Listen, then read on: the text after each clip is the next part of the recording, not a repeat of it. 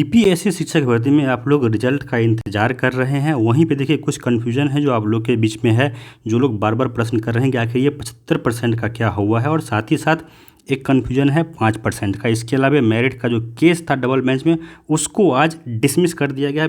एक केस बचा है जो कि किया गया है मेरिट की तरफ से। उस केस में क्या होगा ये देखने वाली बात है, समय के साथ आप लोगों को चलेगा पता। लेकिन दोनों पे चर्चा करेंगे हम लोग। पहले ये समझते हैं कि आखिर ये 75% का मुद्दा क्या है, और उसके बाद देखेंगे कि आखिर केस का क्या मुद्दा है।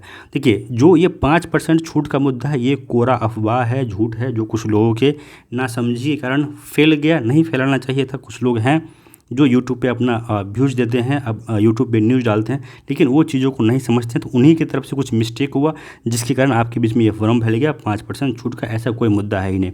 मुद्दा है 75% पे बहाली, यानी 75% सीटों पे बहाली, या पूरी सीट यानी कि 100% सीट पे बहाली। तो देखिए, आप लोग इस बात को लेकर के निश्चिंत रहिए कि जिस भी सब्जेक्ट में सीट से अधिक बच्चे हैं, उन सबों सब्जेक्ट में 100% सीट पे बहाली होगी। लेकिन ऐसे भी कुछ सब्जेक्ट हैं जहां पे सीट 2000 है, अभ्यर्थी 500 ही है, तो वैसे सब्जेक्ट में 100% सीटों पे बहाली आप जरा सोच के देखिए क्या संभव है। तो उन सब्जेक्ट्स में स्पेशली मैं बात कर रहा हूँ जिन सब्जेक्ट में सीट से कम बच्चे हैं, तो वहाँ के लिए बीपीएससी की तरफ से एक कंडीशन रखा गया था। पहले रखा गया था 40% आपको लाना पड़ेगा, लेकिन इस कंडीशन को फिर बीपीएससी ने वापस ले लिया, और बीपीएससी ने साफ कर दिया कि वैसे सब्जेक्ट्स में हम ये चाहते हैं कि कम से कम, इस बात को ध्यान दीजिएगा, शब्द पे ध्यान दीजिएगा, कि कम से कम हमारा 75% सीट भरे। अगर 75% सीट नहीं भर पाता है, कब नहीं भरेगा? जब 75% सीट, मान लीजिए 100 बच्चा है, इसमें से 50 बच्चा ही ऐसा आपको मिल पाता है जो कि उतना नंबर ला पाता है। कितना? 40%।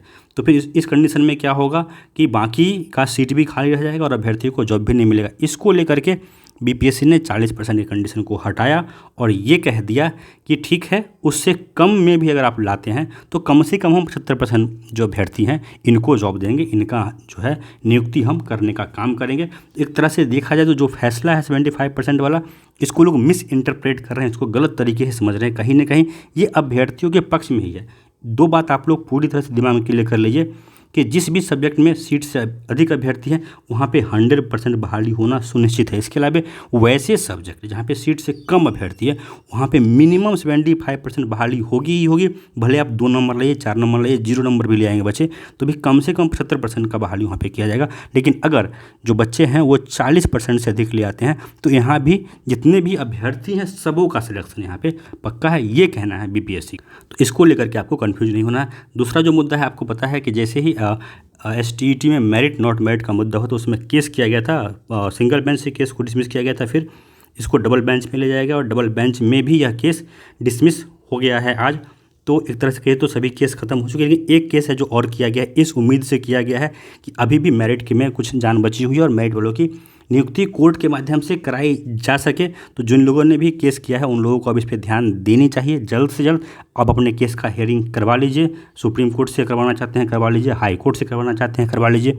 हमारी शुभकामनाएं हैं कि आप कोर्ट से जीत के आइए और आपकी बहाली कोर्ट से ही हो जाए। कैसे भी हो, मैं बस ये चाहता हूँ कि सबों की नौकरी हो। किसी को अगर लगता है कि हम कोर्ट से बहाली ले सकते हैं तो हमारी शुभकामना है आप कोर्ट से ही बहाली ले लीजिए। किसी को लगता है कि नहीं हम बीपीएससी में फ़ाइट करके मेरिट में आके बहाली ले सकते हैं तो बीपीएससी से आप बहाली ले लीजिए। बाकी देखने वाली बात होगी कि उस केस में हाई कोर्ट या सुप्रीम कोर्ट क्या फैसला देता है।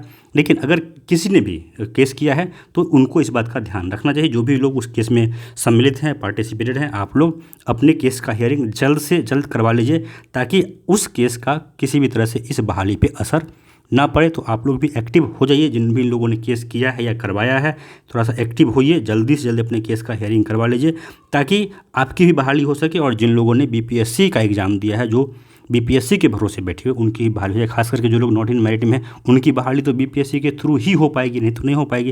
लेकिन जो मेरिट वाले हैं उनके पास तो दोनों हाथ में लड्डू है। अगर सुप्रीम कोर्ट या हाई कोर्ट से जीत के आते हैं तो भी उन्हीं की बहाली होनी है और बीपीएससी से भी निकल के कराते हैं तो उनकी ही बहाली होनी है। तो मेरिट वालों का तो दोनों हाथ में लड्डू है, लेकिन नॉट इन मेरिट वालों को थोड़ा सा दिक्कत होगा। कब होगा? अगर कोर्ट से वो लोग हार गए और कोर्ट से अगर मेरिट वाले जीत। जैसा कि देखने में लग रहा है कि मेरिट वाले जितना एकजुट होकर के फिर से केस किए हैं और जितना एक तरह से कल संख्याबल दिख रहा है, तो कहीं ऐसा ना हो कि मेरिट वाले के पक्ष में फैसला आ जाए। बाकी जो भी होगा आपके सामने होगा। इस वीडियो में इतना ही, धन्यवाद।